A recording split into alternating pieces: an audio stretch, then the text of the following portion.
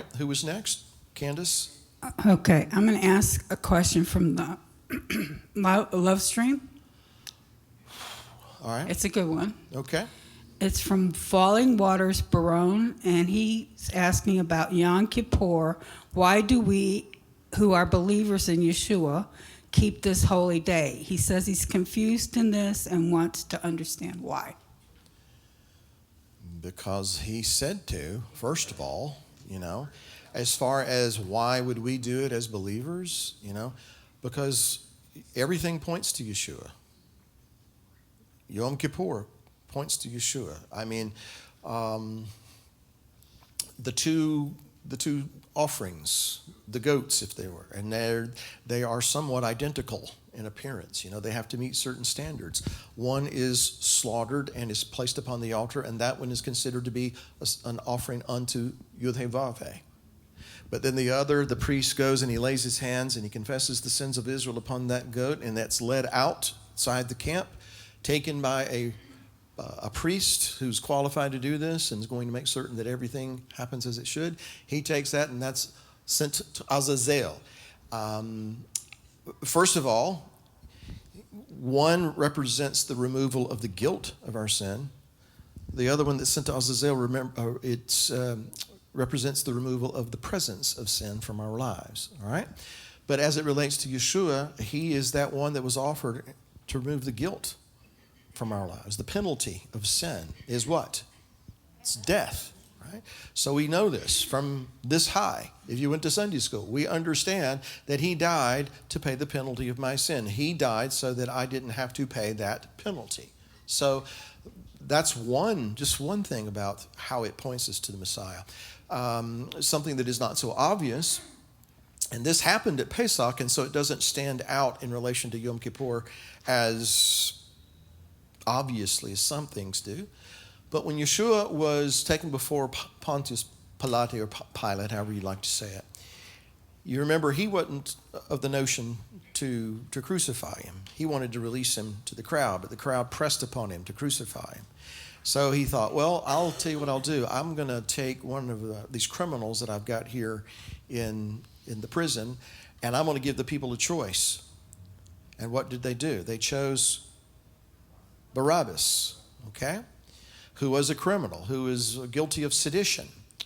And they said, give us Barabbas and crucify him.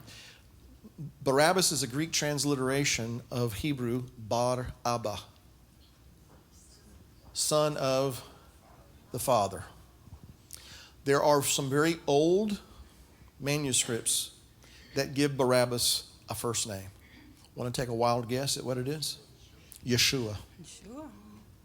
So standing before the crowd is Yeshua Barabbas, or the criminal, the seditionist. Yeshua Bar Abba, Yeshua the son of the Father.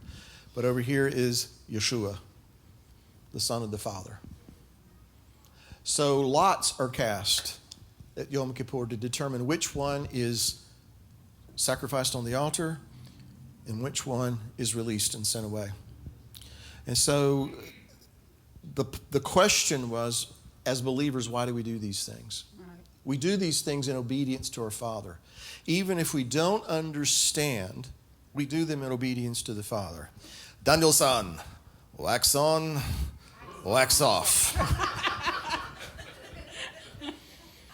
Understand my point? Okay? So we do things at the time, maybe not understanding completely why he's asking us to do these things. But if we'll trust him and we'll do it in obedience and with a willing heart because we want to please him in time. And what was this brother's or sister's name? It's Falling Waters. It's a sister, a lady, okay. If we do these things willingly and out of a heart that wants to please him, even when we don't understand why we're doing it, in time, he will show you why he wanted you to do it. In a very personal way that will go beyond just the idea that he said to do it and then we should be obedient to that. Because I'm convinced that there are some things that he tells us to do, something he tells us not to do. That, yeah, we can kind of grasp it intellectually, but we don't really get the message until we actually start doing it. or that is, or otherwise, abstaining from the things that he said don't to do. But when you start doing it, when you start putting it into practice, there are lessons learned that you won't learn any other way. I can read a book about planting a garden and how to grow tomatoes, and I can watch YouTube all day long. But until you get out there and you do it, and you have to experience that, and you have to adjust because of this issue or that problem and all these different things, you really don't know anything about it. So that's some of why I think we should do these things. Okay? Kind of like praying in the Oneg room, huh? So remember what happens when you're not stubborn and stiff-necked, right? That's right.